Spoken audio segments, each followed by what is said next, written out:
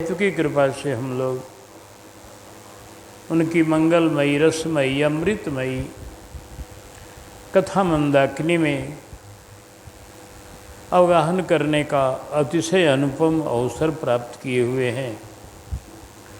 उनकी कृपा से यथामति हम लोग उनके चरित्र में गोता लगाने का प्रयास कर रहे हैं। आइए आज श्री बजरंगबली का चरित्र का श्री गणेश हो रहा है,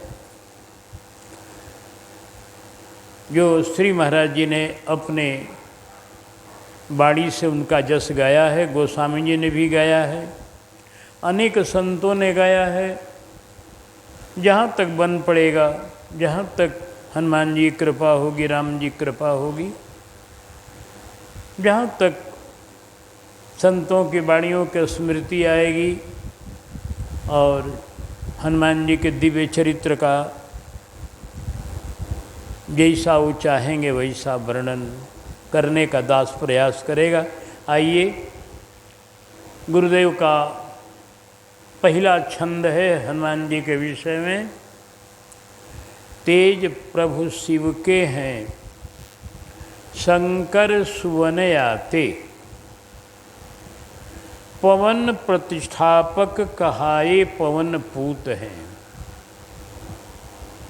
क्षेत्रज कपि केसरी के याते केसरी किशोर, अंजना के पूत जन के गर्भ से संभूत हैं। अतुलित बलधाम बजरंग अंग वज्र तुल्य, तुलना त्रिलोक नाही ऐसे मजबूत हैं। जानकी दुलारे प्राण प्यारे, भरत लक्ष्मण के भक्तन रखवारे, दूत हैं। परिचय दिया गुरुदेव ने एक सुंदर इस कविता में। शंकर जी 3 नाम हनुमान जी का आता है, महावीर बिनो हनुमाना, राम जास जसास कुमारा, अब बखाना, प्रणव पवन कुमार, खलबन पावक पावक ज्ञान घन, जास हृदय आगार बसहि राम सरचा। अंजनी पुत्र पवन सुत नामा, शंकर सुवन केसरी नंदन। पवन पुत्र भी, शंकर सुवन भी, केसरी नंदन भी, 3 इनके पिता कह रहे हैं बाबा गोस्वामी जी हनुमान चालीसा में। अंजनी पुत्र पवन सुत, केसरी नंदन और शंकर सुवन। तो बात यह है कि शिव जी के अंश हैं, चूँकि शिव जी के ही अंश हैं, शिव जी का ही एक अपर रूप हैं। शिव जी के, शिव जी ही भगवान की सेवा करने के लिए हनुमत लाल जी के रूप में अवतार लिया, इसलिए शंकर सुवन है। और पवन देव ने 2 तरह की कथा आती है कि एक जो भगवान का, ये कथा अनंत श्री विभूषित श्री गोपालाचार्य जी ने सुनाया था कि जब भगवान के लिए अयोध्या में यज्ञ हुआ, पुत्र के लिए श्री चक्रवर्ती जी ने किया, तो उस यज्ञ में अग्निदेव खीर लेकर निकले, तो खीर का आधा भाग कौशल्या जी को दे दिया और आधा भाग, चौथाई हिस्सा महारानी कैकेयी को दिया दशरथ जी ने। लेकिन कैकेयी महारानी को थोड़ी मन में ये हो गया, मान हो गया कि बताओ, कौशल्या को आधा मिल गया, हमको ये थोड़ा मिला। तो मान हुआ, वो प्रसाद को लेकर तुरंत घर में नहीं गई और पाने नहीं लगी, तो वो प्रसाद जो था उसको एक चील ने झपट्टा मार के ले लिया। वह स्वर्ण के कटोरी में प्रसाद था, वो लेकर ऊपर उड़ गई। इसीलिए नियम है हमारे शास्त्र का कि प्रसाद ज्यों मिले त्यों थोड़ा सा जरूर पालो। एक क्षण में कौन घटना घटेगी कोई जानता नहीं है, इसलिए प्रसाद को मिलते ही पाने का विधान है। तो महारानी कैकेयी ने वो नहीं किया, वो मान कर गई। परिणाम हुआ चील लेकर ऊपर उड़ गई। चील जब लेकर ऊपर उड़ गई तो एक दूसरी चील ने देखा, करे ये तो बड़ा बढ़िया चील लेके उड़ रही है, तो उसने झपट्टा मारा, दोनों में झगड़ा हो गया और वो खीर का पात्र चोंच से छूट गया। परिणाम हुआ कि वह पात्र अब नीचे गिर जाता और नष्ट हो जाता। पवन देव ने संभाल लिया। पवन देव ने सोचा ये दिव्य खीर है, यज्ञ के द्वारा, अग्निदेव के द्वारा मिला हुआ खीर है, इसमें पुत्र प्राप्ति का योग है, ऐसा महत्वमय खीर बेकार न हो, इसलिए पवन देव ने उसको संभाल लिया। अब पवन देव उसको उड़ाते हुए उस खीर को ले आए कहाँ? इसी बक्सर में हमारे आश्रम के पास में अंजनी तालाब है। अंजनी मैया ने वहाँ तपस्या किया है, जिसको हमारे देहात की भाषा में अजनहिया कहते हैं उसको लोग। है अंजनी तालाब, जहाँ मेला लगता है अगहन में, पंचकोशी मेला, वहाँ भी एक दिन रहती है। उद्यालक ऋषि का आश्रम है वो, उन गाँव का नाम है, वहीं पर वो तालाब है। उस तालाब के पास हम गए हैं, बढ़िया से गए हैं। वो तालाब का समूचा जो दृश्य है, अगल बगल सब जंगल के दरख्त हैं, जंगली दृश्य एकदम। अब धीरे धीरे लोग उन वृक्षों को काट दें अलग बात है, लेकिन हमने जैसा देखा था 10-15 वर्ष पहले, वह बिल्कुल, चाहे जब भी जाते हैं, कभी कभी जाते ही हम लोग, तो देखते हैं वहाँ बिल्कुल जंगली दरख्त, जंगल के पेड़ की तरह उसमें पेड़ हैं बड़ सब। तो वह पुराना चिन्ह है बक्सर का। पुराने चिन्ह और सब जगह तब रह नहीं गए, सभी जंगल कट गए, भवन बन गए, लेकिन अभी अजनहिया तालाब, जो अंजनी तालाब जो है, हनुमान जी का जो जन्म स्थल है, अभी तक वो सुरक्षित है। तो वहीं पर पवन देव लेकर के पहुँच गए खीर को। अंजनी मैया भगवान शिव की आराधना में लगी हुई थी कि हमें एक पुत्र रत्न की प्राप्ति हो। उनके आंचल में ले जाकर खीर डाल दिया पवन देव ने। शंकर भगवान प्रकट हो गए और शंकर भगवान ने कहा, अंजनी मैया अब इस खीर को पान करो। इस खीर पर मेरी भी दृष्टि पड़ गई और मेरा भी इसमें भाव मिल गया। अब यह खीर तुमको बहुत एक सुंदर पुत्र को प्रदान करेगा, बड़ा ही बलिष्ठ पुत्र होगा और बड़ा अलबेला पुत्र होगा, जिसके समान कोई होगा ही नहीं। भोले शंकर की आराधना से, भोले शंकर की आज्ञा से, हनुमान जी के रूप में भोले शंकर ही हैं, उन्होंने अपना तेज, अपना अंश उस खीर पर भी अपनी दृष्टि से उस खीर को आनंदित कर दिया और वही खीर मैया ने पाया। तब माँ के उदर में हनुमान जी आए और कार्तिक के अमावस्या जो है दिवाली, उस दिवाली के एक दिन पहले, दिवाली के एक दिन पहले बजरंगबली प्रकट हुए, जिसका नाम हनुमान जयंती आज भी है। जगह जगह मंदिरों में उत्सव आज भी मनाया जाता है। बजरंगबली भक्तों के बड़े प्रिय हैं, प्यारे हैं, क्योंकि सबके रखवारे हैं, राम के बड़े दुलारे हैं। श्री किशोरी जी के तो नयनों के तारे ही हैं। तो इसलिए हनुमान जी के, और यह जो मंदिर है वो तो हनुमान जी का मंदिर है। यहाँ के राजा हनुमान जी हैं, यहाँ के मालिक हनुमान जी हैं, यहाँ का उत्सव हनुमान जी का है, यहाँ की कथा भी हनुमान जी की है, यहाँ का सब ऐश्वर्य संपूर्ण यहाँ की जितनी भी चीज़ें हैं सब हनुमान जी की है। यहाँ दूसरा कोई न मालिक है न दूसरा कोई इसका रखवाला है। रखवाले हनुमान जी हैं, मालिक हनुमान जी हैं और बजरंगबली यहाँ विराज रहे हैं आशीर्वाद की मुद्रा में। मनोकामना को पूर्ण करने वाले हनुमान जी हैं, क्योंकि बिल्कुल इनका हाथ उठा हुआ आशीर्वाद के लिए यहाँ जो भी आए प्रणाम करे, हनुमान जी की आराधना करे, उसका जो मन में जो है वो मनोवांछित फल हनुमान जी देते हैं। तो हनुमान जी महाराज जी प्रकट हुए। जब प्रकट हुए हनुमान जी तो और बच्चों की तरह नहीं, जैसे राम जी प्रकट हुए, जैसे कृष्ण भगवान प्रकट हुए, उसी तरह से बजरंगबली भी प्रकट हुए। और प्रकट हुए तो कैसे प्रकट हुए कि जैसे राम जी 4 भुजा और गहने कपड़े के साथ प्रकट हुए, भय प्रकट कृपाला दीन दयाला कौशल्या हितकारी हर्षित महतारी मुनिमनहारी अद्भुत रूप विचारी लोचन भिरामा तनुघन श्यामा निज आयुध भुजचारी भूषण बनमाला नयन विशाला शोभा सिंधु खरारी।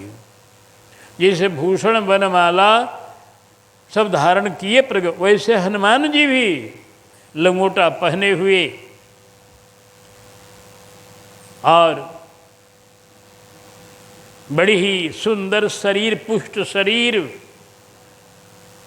हनुमान जी की लंबी पूंछ, विशाल आँख, घुराले घुराले बाल।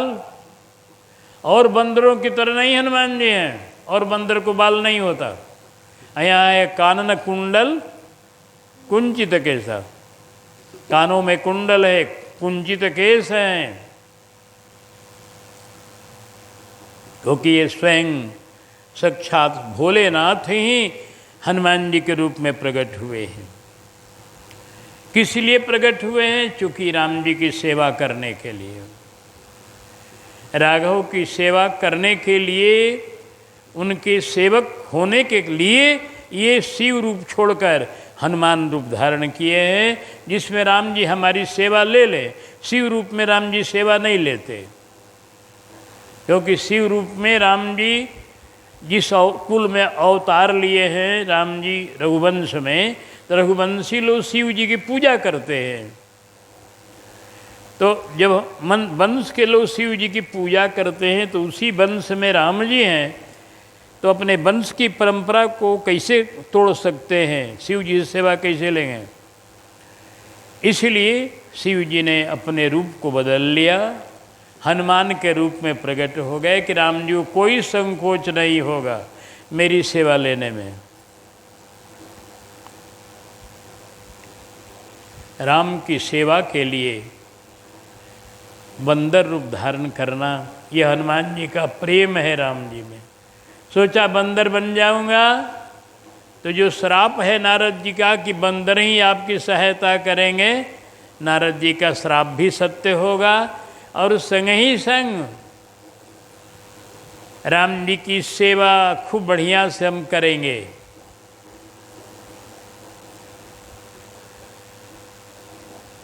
राम जी को भी कोई संकोच नहीं होगा। तो क्योंकि बंदर का शरीर जो है उससे अब राम जी संकोच नहीं करेंगे, हर एक सेवा लेंगे। बजरंगबली हर एक सेवा करते भी हैं। राम काज करिबे को आतुर विद्यावान गुणी अति चातुर, राम काज करने के लिए रात दिन बेचैन है। तो राम जी की सेवा के लिए बजरंगबली के रूप में हमारे श्री भोलेनाथ प्रकट हुए। राम की सेवा सरस विचार प्रगट भय सेवक कपि तनुधार, राम की सेवा सरस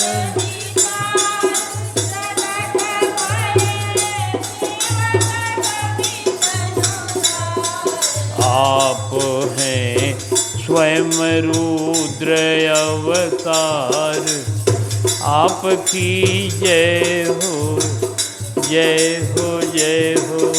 आप हैं स्वयं रूप।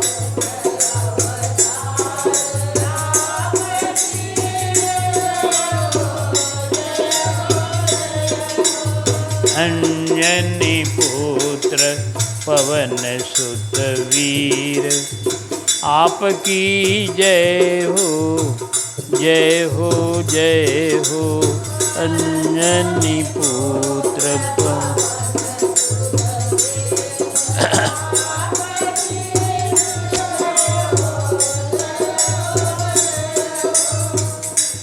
जन्मते जगी जठर की ज्वाल, गगन में मारी एक उछाल।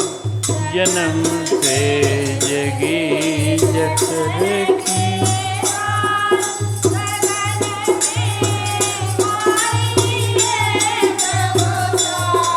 ग्रस्यो रवि बाल, लाल फल जानी। आपकी जय हो, जय हो, जय हो। ग्रस्यो रवि बाल, लाल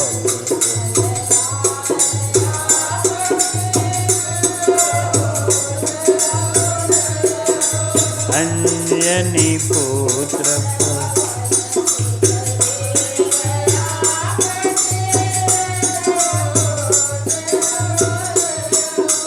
सूर्य का संकट मन अनुमान, चलाया वज्र इंद्र ने तान।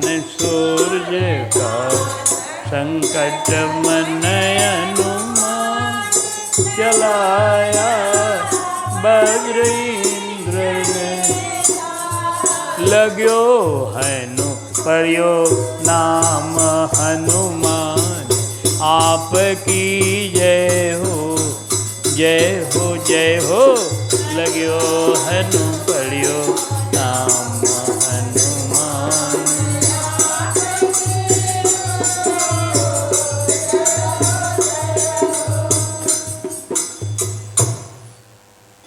हनुमान जी को जन्मते भूख लगी।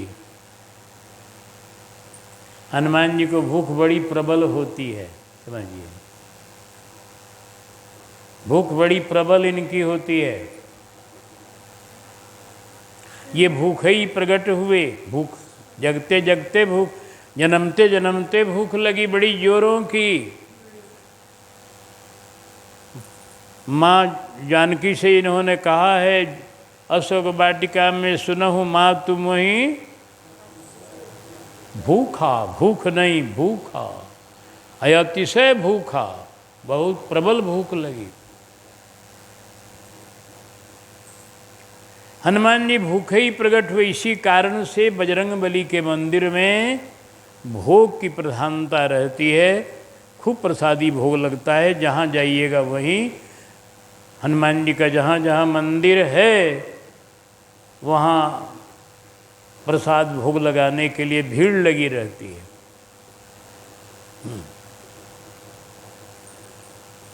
हनुमान जी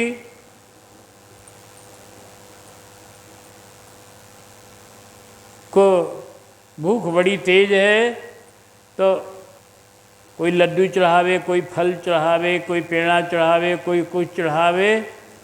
हनुमान जी को एक लड्डू बड़ा प्रिय है जो सब चढ़ा सकते हैं, क्योंकि पेड़ा मिठाई और सब चीज़ तो दुकानों से मिलेगी और पैसे से मिलेगी। जिसको पैसे हैं, दुकान सुलभ है, वह लड्डू पेड़ा चढ़ा सकता है अथवा अपने से बना के चढ़ा सकता है, समर्थवान। लेकिन एक ऐसा भी लड्डू है जो बजरंगबली को बड़ा प्रिय है, बिना पैसा का मिलने वाला है। वो लड्डू है राम नाम लड्डू। राम नाम मोदक, गोपाल नाम घी।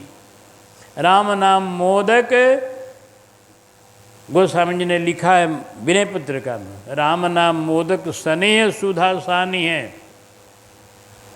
राम नाम लड्डू है एकदम। और ये राम नाम लड्डू हनुमान जी को खिलाइएगा, इसे पैसा नहीं लगना है। यानी राम नाम हनुमान जी को सुनाइए रामचरितमानस का पाठ सुनाइए, रामचरित्र प्रभु चरित्र सुनबे को रसिया। तो हनुमान जी बड़े आनंद मगन होते हैं, राम नाम सुन के नाचने लगते हैं हनुमान जी, इतना उनको नाम से अनुराग है। तो ये लड्डू आप सभी चढ़ा सकते हैं, 1 मन 2 मन 10 मन 50 मन भी चढ़ा सकते हैं। ये लड्डू में कोई तुल तमाचा नहीं है, राम नाम लड्डू। और भी लड्डू चढ़ाना हो तो बढ़िया है, हनुमान जी को प्रसाद का ही महत्व है। हनुमान जी भूखे प्रकट हुए, मैया भी गई अपने लाल के लिए कुछ फल लाने।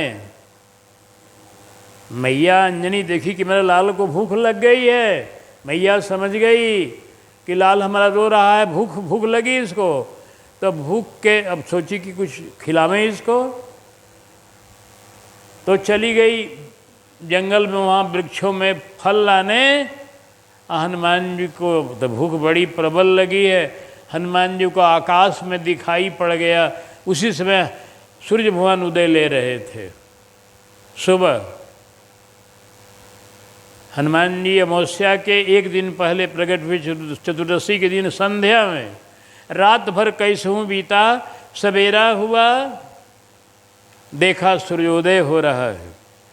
आप सूर्योदय के समय सूर्य भगवान को देखिएगा तो बिल्कुल ऐसा मालूम होगा एकदम कि पूरब दिशा में कोई सुंदर सिंदूरिया रंग का फल जो है पका हुआ कोई आकाश में दिखाई पड़ रहा है। हनुमान जी को ऐसा ही भान हुआ कि कोई फल ये आकाश में इतना बढ़िया चमकता हुआ फल, सिंदूरिया रंग का पका हुआ फल, मारा झपट्टा, तुरंत किलकारी मारे और एक झपट्टा ऐसा कूदे। हनुमान जी ने छलांग लगाई, खूब लंबी छलांग। अब आप सोच सकते हैं कि एक दिन का बालक, अभी 12 घंटे के हैं, अभी 24 घंटे के नहीं हैं, अभी तो संध्या में प्रकट हुए हैं, सवेरे की घटना है ये। अभी 12 घंटे के बालक का कमाल देखिए कि बालक ने मरी छलांग कस के और एकदम आकाश में उड़ गए तुरंत। इतनी शक्ति है कुछ छलांग से आकाश को पार करते हुए एकदम, एक जिसे रॉकेट चलता है आजकल, वैसे ये बिल्कुल आकाश में आगे बढ़ गए, बहुत दूर सूरज के पास जा रहे, बढ़ते हुए। ज्यों-ज्यों आकाश में आगे बढ़ते हैं त्यों-त्यों इनका शरीर विस्तृत होता जा रहा है, विशाल होता जा रहा है।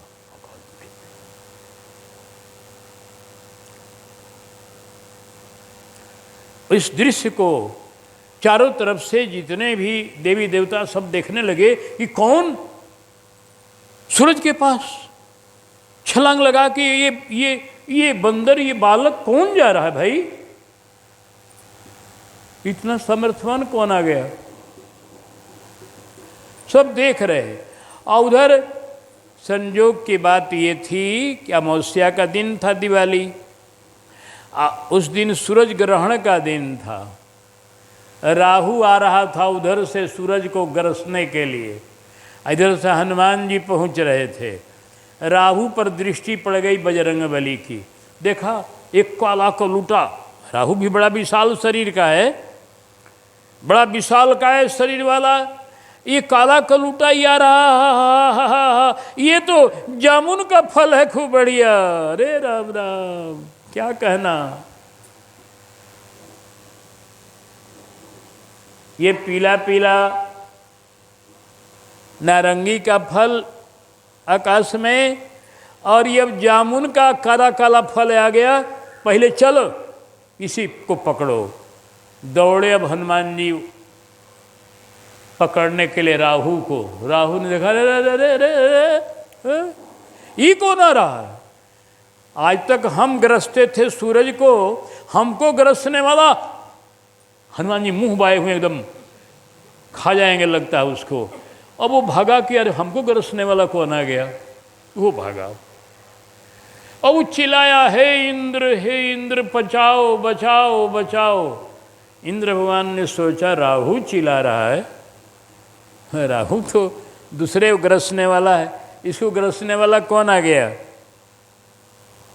इंद्र भगवान अपने हाथी पर चढ़कर, इंद्र के हाथी के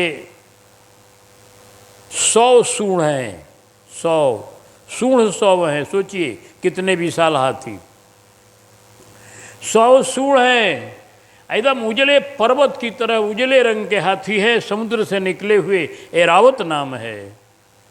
ऐरावत हाथी पर चढ़कर इंद्र भगवान चले राहु को बचाने के लिए। जब चले तब बजरंग बली ने देखा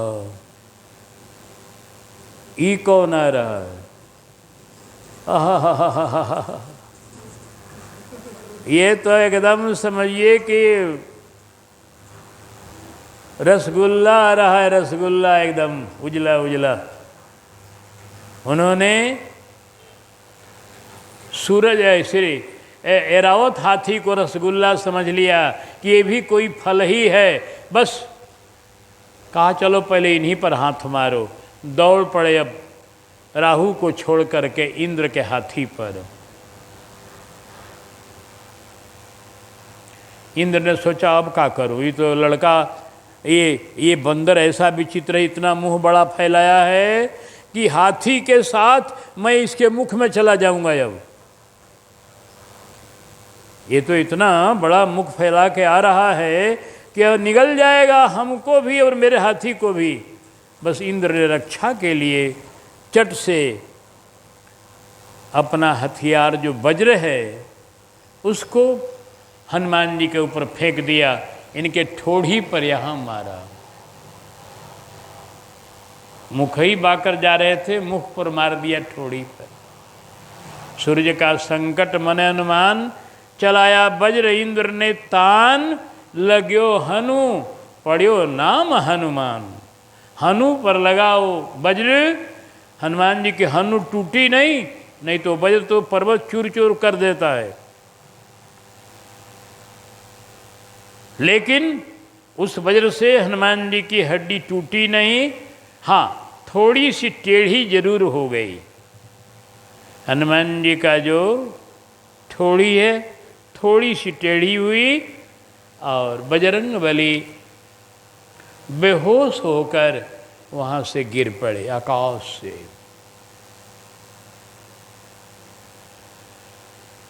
हनुमान जी आकाश से नीचे गिर रहे हैं बेहोश होकर, इंद्र के वज्र से घायल होकर।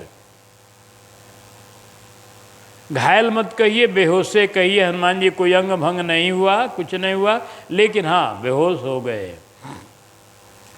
अब वहाँ से गिरते हुए आ रहे हैं। पवन देव इनके पिता हैं।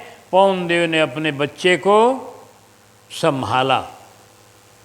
पवन देव संभालते हुए नीचे लाए और आकाश से गिरते हुए हनुमान जी को लेकर पवन देव ने अंजनी मैया की गोदी में ले आकर डाल दिया। अंजनी मैया बैठी हुई थी अपने सरोवर पर और मैया की गोदी में ले आकर उनके लाल को डाल दिया पवन देव ने। मैया ने देखा कि मेरा लाल बेहोश है। अरे ये क्या हुआ? मेरे नवजात शिशु को, जिसको मैं अभी एक दिन खिला नहीं पाई, और किसने मार दिया इसकी ठोड़ी पर हथियार।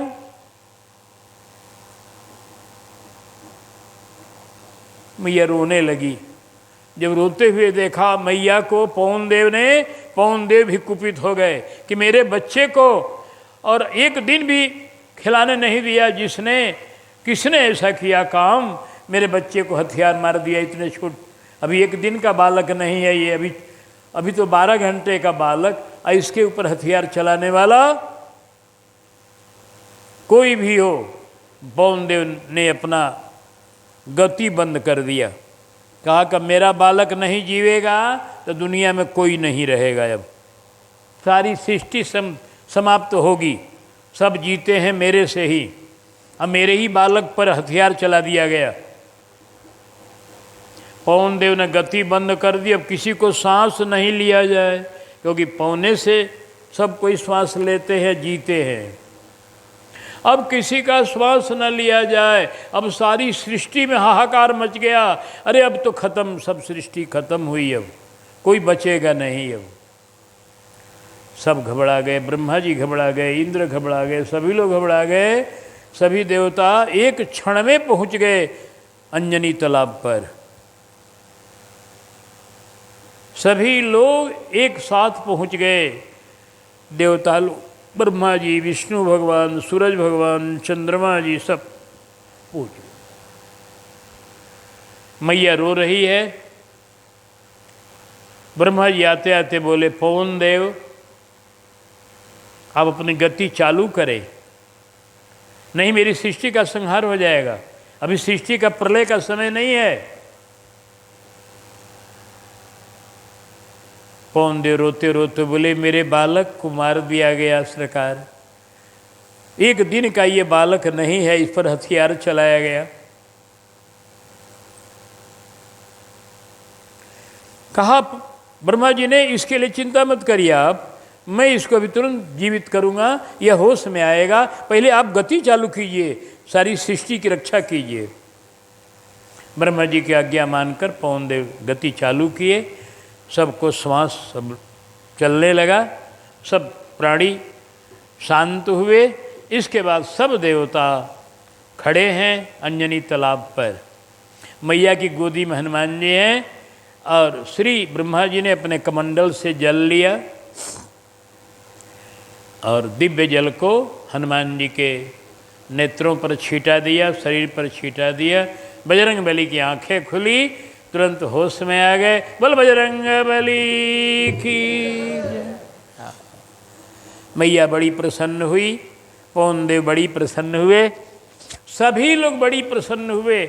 इस बालक के अद्भुत पराक्रम पर सब प्रसन्न हुए कि वाह, ये बालक तो बड़ा पराक्रमी है। अभी 12 घंटे में इतना कमाल किया है, अभी एक दिन का भी ये नहीं हुआ है। 12 घंटे का ही बालक और सूरज के पास पहुंच गया। ये तो बड़ा कमाल का बालक है। और जाइए, आशीर्वाद दिया इंद्र ने कि आज तो मेरा वज्र इसके ठोड़ी को टेढ़ा कर दिया, लेकिन हमारा वज्र इसको अब कुछ नहीं करेगा। ब्रह्मा जी ने कहा, मेरा ब्रह्मास्त्र इसका कुछ नहीं बिगाड़ेगा।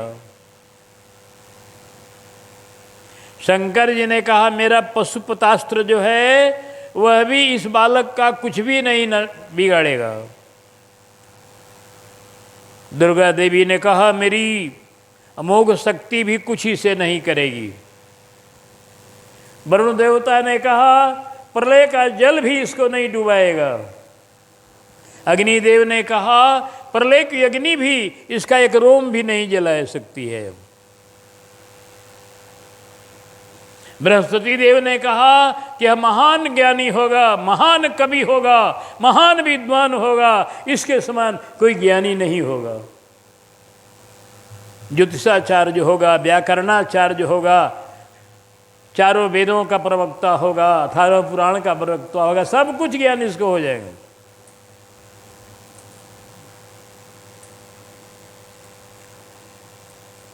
जितने लोग वहाँ आए थे सभी ने आशीर्वाद दिया इस बालक को। अब सबने निर्भय कर दिया, अभय कर दिया बिल्कुल कि बालक को अब कोई भय नहीं रहेगा। मैया बड़ी प्रसन्न हुई, पवन देव बड़े प्रसन्न हुए। सभी लोग आशीर्वाद देकर बालक को आशीष देते हुए सब अपने अपने लोग गए। अब हनुमान जी उस अंजनी तालाब पर अपना कुछ उछल कूद मचाने लगे।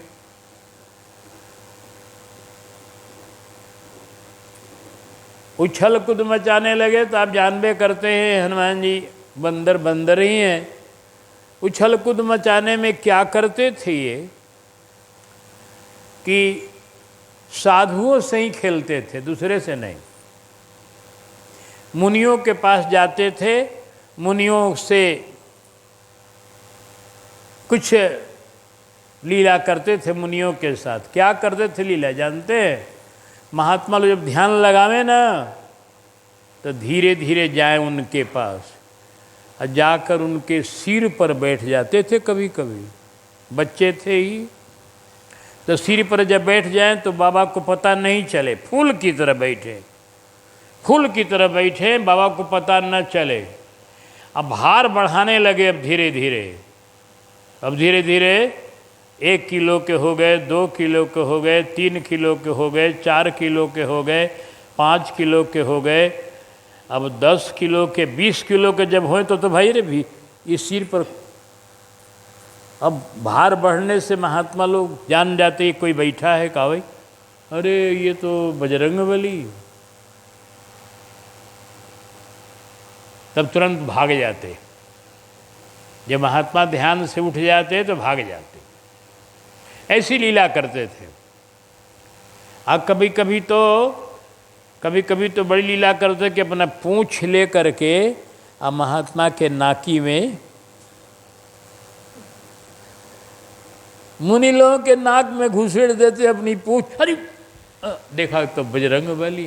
भाई लड़का तो बड़ा ढीठ है भाई, बड़ी ढिठाई, क्योंकि हनुमान जी निर्भय थे अब। और सारे महात्मा लोग, कोई कुछ कर नहीं सकता, इनका सब आशीर्वाद दे चुके हैं।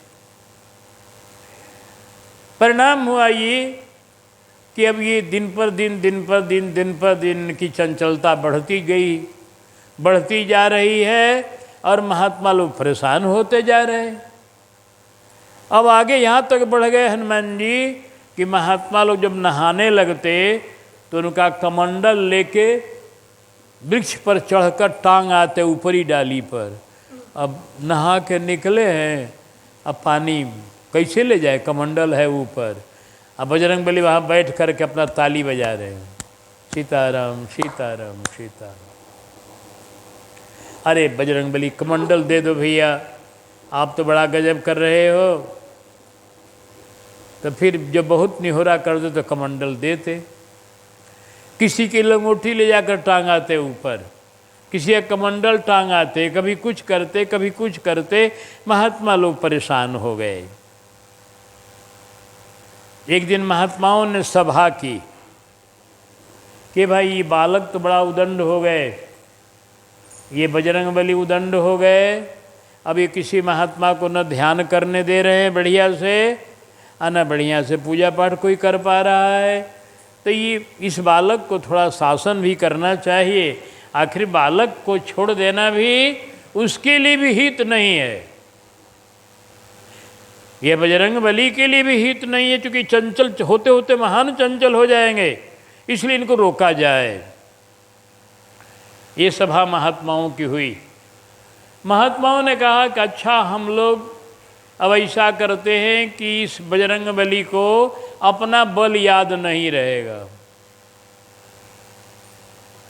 जब बल याद नहीं रहेगा तो कुछ नहीं करेंगे। एक महात्मा ने कहा आपने कह तो दिया अपना बल याद नहीं रहेगा, लेकिन इतना बलवान का जब दुनिया में कोई काम लगेगा तभी कैसे काम चलेगा। ये बल इनको याद नहीं रहेगा, कुछ करेंगे नहीं। इनका बल तो बड़ा काम का भी तो है ना। कोई बढ़िया काम आए, कोई धर्म की लड़ाई आए, कोई आए तो वहाँ ही बड़ी कमाल करेंगे। तो इनके बल एकदम भूल जाएं तो किसी काम के नहीं रहेंगे जगत में, इनका बल कभी कामे नहीं आएगा। तो महात्माओं ने फिर उसमें सुधार किया कि जब कोई याद दिलाएगा तब इनको बल याद आएगा, तभी काम करेंगे। हनुमान जी को याद दिलाना पड़ेगा कि आप बलवान हैं, आप बड़े गुणवान हैं, को नहीं जानत है जग में कभी संकट मोचन नाम तिहारो। ये कहना पड़ेगा बाल समय रवि भक्षलियो तब तीनों लोक भयो अंधियारो। ताहि सुत्रास भई जो कोई है संकट काहु जात न टारो। देवन आई करी बिनती तब छाड़ दियो रवि कष्ट निवारो। को नहीं जानत है जग में कभी संकट मोचन नाम तिहारो। ये गाना पड़ेगा, कहना पड़ेगा कि हनुमान जी आप बहुत बहुत बड़े काम करने वाले, बड़े बलवान हैं। पवन तने बल पवन समाना विवेक विज्ञान निधाना। कौन सुकाज कठिन जग माही जो नहीं होए ताज तुम पाए। तब ये इनको बल याद आ जाएगी। तब ये सुधार कर दिया महात्माओं ने। हनुमान जी महात्माओं के चरणों में प्रणाम किए। और हाथ जोड़कर बोले कि आज आप लोगों ने बड़ी हम पर कृपा करी, हमको आप लोगों ने हमारा शासन करके हमारा कल्याण किया, क्योंकि अपना बल जब भूल जाता है तभी भगवान के बल की याद रहती है। मैं अपने बल को भूल जाऊंगा और भगवान के बल को याद करूंगा, करते रहूंगा। आप लोगों ने बड़ा बढ़िया हमको वरदान दिया है, आशीर्वाद दिया है। यह श्राप नहीं है, मेरे लिए आशीर्वाद है। आप लोगों का यह आशीर्वाद हमें स्वीकार है। महात्मा लोग चरणों में प्रणाम। महात्मा लोग बड़े गदगद हुए कि ये बालक बड़ा समझदार है, भगवान का बल का भरोसा करने वाला ये बालक बड़ा कमाल करेगा। अब बजरंगबली ने अब सोचा कि अब क्या करे, तब तो चंचलता छूट गई, अब जिनको बल यादें न रहे। अब तो चंचलता छूटी तो हुआ कि अब थोड़ा विद्या का अध्ययन कर लिया जाए। विद्या के बिना शोभा नहीं है जीवन में। विद्या पढ़ने के लिए सोचे कहाँ जाऊं, तो सूरज भगवान के पास गए। सूरज भगवान ने देखा कि वही बालक है जो 12 घंटे का था तो मेरे पास आया था मुझे निगलने के लिए, और ये फिर आ रहा है मेरे पास। हनुमान जी हाथ जोड़ के बोले, हे सूर्यदेव, आज हम आपके पास आए हैं आपका शिष्य बनने, आपसे पढ़ेंगे। आपके पास जितनी विद्या है वेद की वो सब हमको प्रदान कीजिए। सूर्य भगवान ने सोचा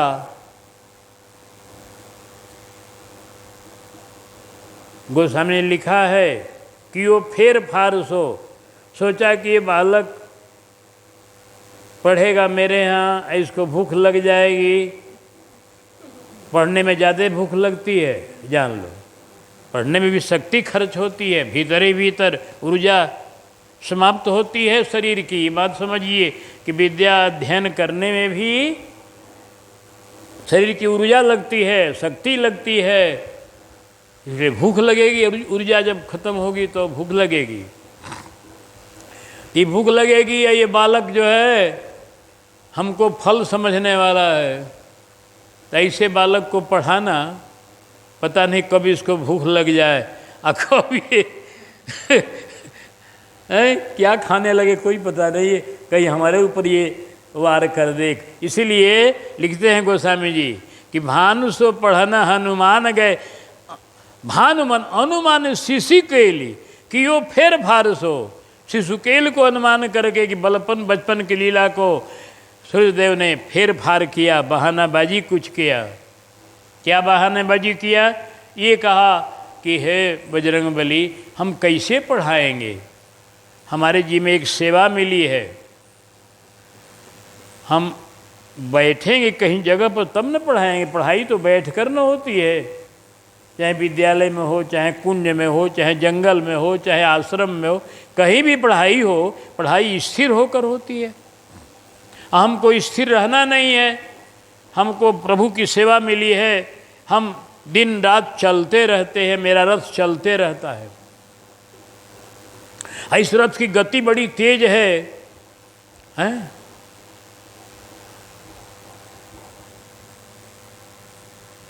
तो कैसे हम पढ़ाएंगे, रथ हमारा रुकेगा नहीं। बजरंगबली ने कहा कि आप रथ चलाइए और हमको पढ़ाइए। कैसे? कहा हम आपके रथ के आगे आगे चलेंगे तो पीठ को पढ़ाएंगे आपके। कहा नहीं नहीं, हम आपके सामने मुंह करके चलेंगे, हम पीछे में चलेंगे। पीछे में चलोगे? कहा अब सोचिए कि पीछे में है चलना कितना कठिन है। बजरंग ने कहा हम पीछे की तरफ से चलेंगे और विद्या पढ़ेंगे। कहा कि ठीक है, जब ऐसी बात है तो पढ़िए। विद्या पढ़ाने लगे। हनुमान जी एकदम लगे दौड़ने पीछे में है, क्योंकि सूर्य भगवान का रथ बहुत तेज चलता है, बहुत तेज। 1 मिनट में वो सैकड़ों योजन पार करता है रथ। उतना चलने वाला तेज रथ, हनुमान जी उतनी तेजी में भाग रहे हैं पीछे में। अब इस दृश्य को देखने के लिए आकाश में शंकर भगवान, ब्रह्मा जी, विष्णु जी, इंद्र सब देख रहे। अरे वाह रे बालक, कमाल, ऐसा विद्यार्थी तो कोई देखा नहीं गया जो पीछे में चले, इतना तेज चले, अब उसके पढ़ाई में कोई क्रम भंग नहीं, एकदम बिल्कुल पढ़ाई एकदम सही सही चल रही है और भाग भी रहे हैं सही सही, कहीं गोड़ लड़खड़ा नहीं रहा है, कहीं कोई गति कम नहीं हो रही है, एकदम एक रस दौड़ रहे हैं, एक रस पढ़ रहे हैं, एकदम गुरु जी की सारी विद्या को ग्रहण करते जा रहे हैं। बोल बजरंगबली की। हमारे गुरुदेव लिखते हैं, आइए। पाछिले पगन गमन बिनु खेद, पढ़े नभ पथमह रवि से वेद।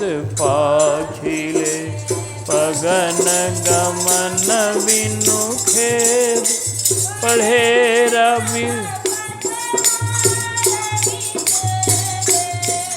पाय को सके आप को भेद। आपकी जय हो जय हो जय हो, पाय को सके आप को भेद। आपकी जय हो जय हो, अंजनी पुत्र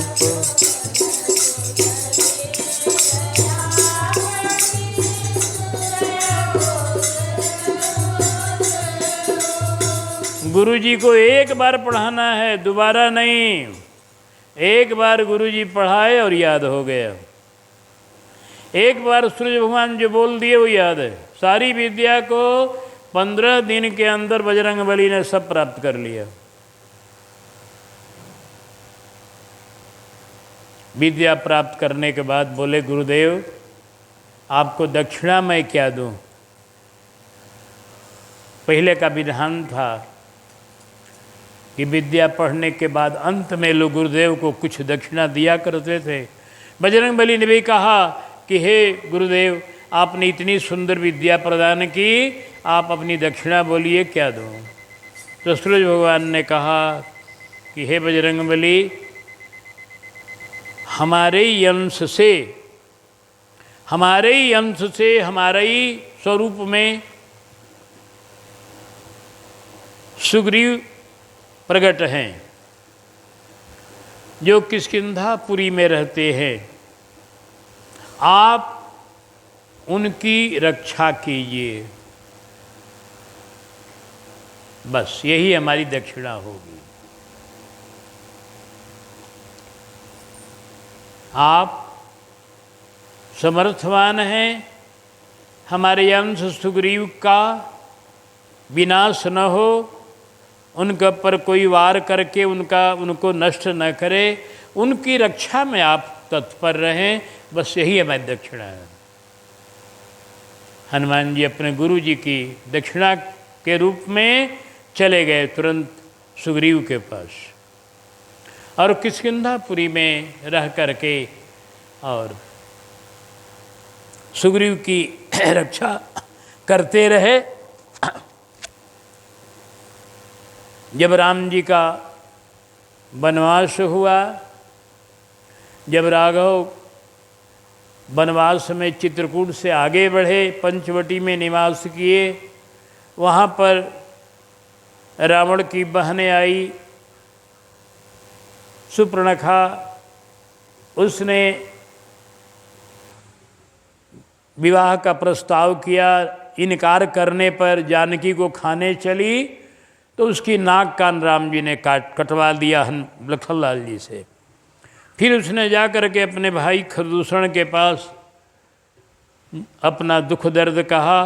खरदूषण राम जी से बदला लेने के लिए 14,000 वीरों को लेकर पहुंचा, लेकिन राम जी ने उन वीरों को एक क्षण में नष्ट कर दिया। सभी वीर राम राम कहते हुए शरीर छोड़कर भगवत धाम चले गए। इसके बाद उस सुपर्णखा रावण के पास गई। रावण को उसने उसकाया कि तुम्हारे रहते हमारी ये हालत हो रही है, हमारे नाक कान कट गए तुम्हारे जैसे भाई के रहते हुए। रावण ने कहा घबराओ मत, तुम्हारे अपमान का बदला हम लेंगे, खूब बढ़िया से लेंगे। और जिसने ये कार्य किया है उसने सोते हुए सिंह को जगाया है, सोते हुए सर्प को जगाया है। आज मैं उस नाक कान काटने वाले को छोड़ने वाला नहीं हूँ, तू जाओ। फिर इसके बाद वो रावण मारीच को मृगा बना करके लाया और मारीच को कहा ऐसा तुम करना कि दोनों भाई कुटिया से अलग हो जाए। दोनों कुटिया से अलग हो जाएंगे तब मैं सीता का अपहरण करूँगा। हुआ भी वही। भगवान ने अपनी असली सीता को तो रख दिया अग्नि में, छाया की सीता रह गई, सीता की परछाई मात्र रह गई बस। लेकिन कोई समझ नहीं सकता था कि परछाई है, ये भगवान की भगवत्ता है। भगवान की भगवत्ता है कि परछाई को बना दिया एकदम सीता की तरह। ये सीता जी की भगवत्ता है, सीता जी ने बनाया अपने तरह, बिल्कुल अपनी परछाई को बना दिया। आप कहेंगे ये कैसे? तो ये भगवान की महिमा को समझना बड़ा कठिन है। अर्जुन लड़ाई में लड़ रहे थे महाभारत में। महाभारत जब समाप्त हो गया, बिल्कुल जिसको मरना था मर गया, पांडवों की विजय हुई। तो जब विजय हो गई पांडवों की, अब लड़ाई बंद है तो भगवान का रथ जो है, उस रथ पर से बोले भगवान के अर्जुन तुम उतरो तब हम उतरेंगे। अर्जुन उतरे तब भगवान फिर उतरे। भगवान ज्यों उतरे ते वह रथ जल करके भस्म हो गया, एकदम बिल्कुल अग्नि की ज्वाला लगी और रथ और घोड़े सब भस्म हो गए। कहा ये क्या हुआ प्रभु? कहा अर्जुन ये आज का भस्म नहीं है, ये रथ कब का भस्म हो चुका है लड़ाई में। ऐसे ऐसे वीर खड़े थे तुम्हारे विरोध में, उनके बाण से, द्रोणाचार्य के बाण से, भीष्म पितामह के बाण से, इन महान महान वीरों के बाण से ये रथ कब का भस्म हो चुका है। तब ये खड़ा था मेरे संकल्प से। जला हुआ रथ भी, जले हुए घोड़े भी मेरे संकल्प से चल रहे थे, मेरे संकल्प से सब काम हो रहा था। ये कब का समाप्त है रथ? अभी नहीं जला है, पहले का जला हुआ है। जले हुए घोड़े चल सकते हैं भगवान की महिमा से, जला हुआ रथ चल सकता है भगवान की महिमा से। तो किशोर जी की छाया किशोर जी की तरह बन सकती है, इसमें कोई आश्चर्य नहीं।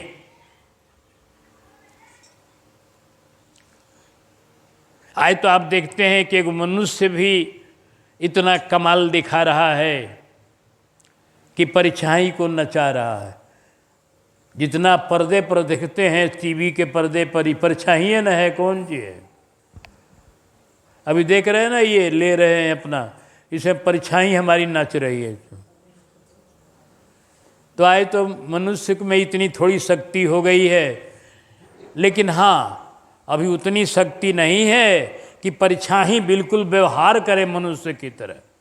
अब वैसी परछाई कोई नहीं तैयार कर सका है कि मनुष्य की तरह बिल्कुल वो मिले जुले व्यवहार करे आदमी से। किशोरी जी की परछाई ऐसी बन गई है कि तनिक भी अंतर नहीं है। तो उस परछाई सीता को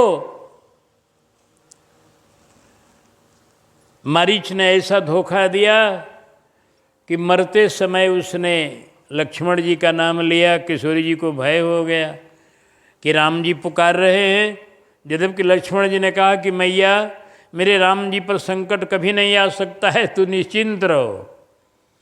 लेकिन मैया बिगड़ गई कि वो चिल्ला रहे हैं, तू बात बना रहा है? मैया बिगड़ गई। लक्ष्मण जी शांत हो गए, मैया की आज्ञा मानकर चले गए एक रेखा खींचकर। अब अकेला पाया रावण और सन्यासी बन के आया, भिक्षा मांगने लगा। भिक्षाम देहि देवी भिक्षाम दे।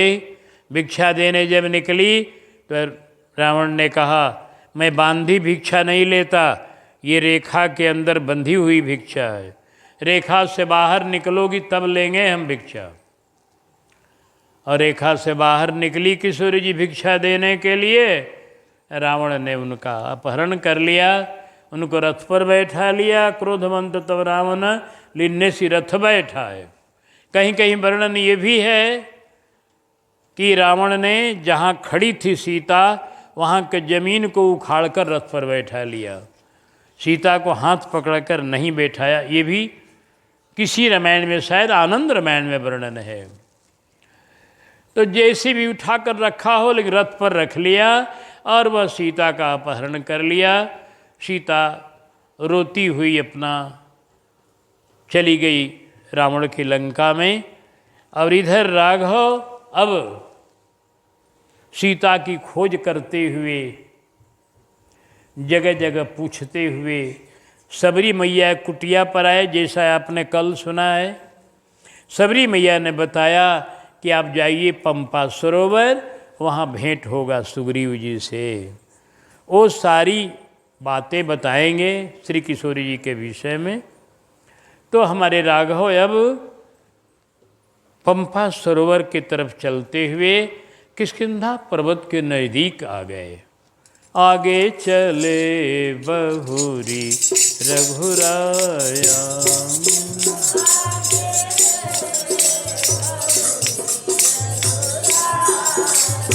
ऋष्यमुख पर्वत नियराया।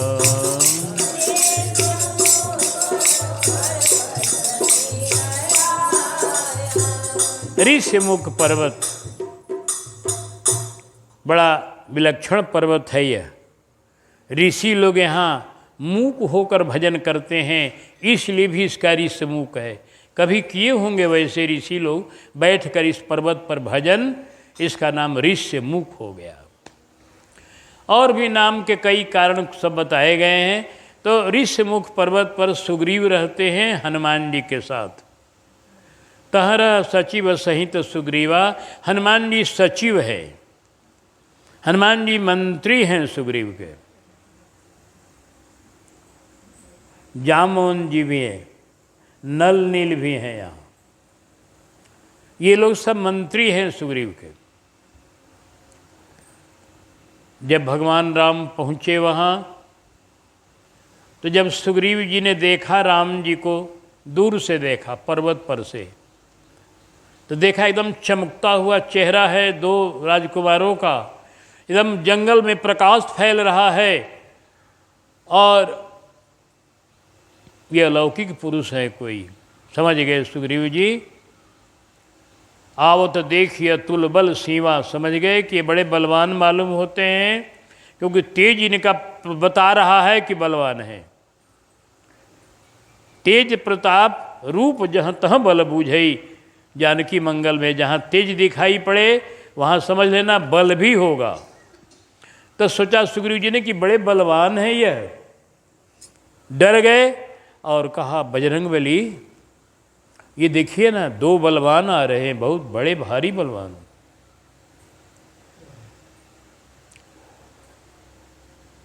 और बड़े रूपवान भी है। हमें लग रहा है कहीं बाली ने न भेजा हो, कहीं बाली के मन में ये आया हो कि सुग्रीव को मार डालो, कैसे हो, इन बलवानों को खोज कर भेजा हो कि आप लोग जाइए बाली को सुग्रीव को माराइए, कहीं मुझे मारने के लिए तो नहीं आ रहे हैं दोनों। अगर ऐसा होगा तो हम भाग चलेंगे यहां से। आप जरा पता लगाइए ये कौन है और कैसे आ रहे हैं। बजरंगबली तुरंत ही एक ब्राह्मण का रूप धारण करते हैं, ब्राह्मण विद्यार्थी का। विप्र रूप धरि कपितः गयऊ अमाथनाय, हनुमान जी ने सिर झुकाया। यहाँ पर शंका होती है कि क्षत्रिय रूप जब राम जी हैं, क्षत्रिय रूप फिरहूँ बनवीरा, हनुमान जी कहते हैं, तब ये ब्राह्मण रूप प्रणाम क्यों कर रहे हैं? लोक में तो ऐसी मर्यादा नहीं है। अब भगवान लोक मर्यादा को रखने वाले हैं। तो बजरंगबली ब्राह्मण के रूप में है तो राम जी को प्रणाम करना चाहिए था, लेकिन राम जी ने नहीं प्रणाम किया। विप्र रूप धरि कपितः गयऊ,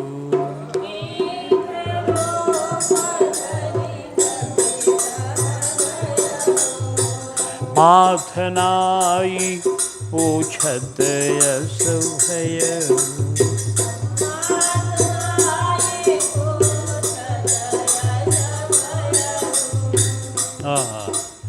देखिए जरा हनुमान जी का राम जी का मिलन, कितना मधुर मिलन है यह। माथ नाए, क्यों नाए? ब्राह्मण के रूप में होकर भी सिर क्यों झुकाए बजरंगबली? इसलिए झुकाए कि राघव इतने प्रतापी है, राघव का इतना प्रताप है, राघव की इतनी बड़ी महिमा है कि वहाँ अपने आप सिर झुक जाता है।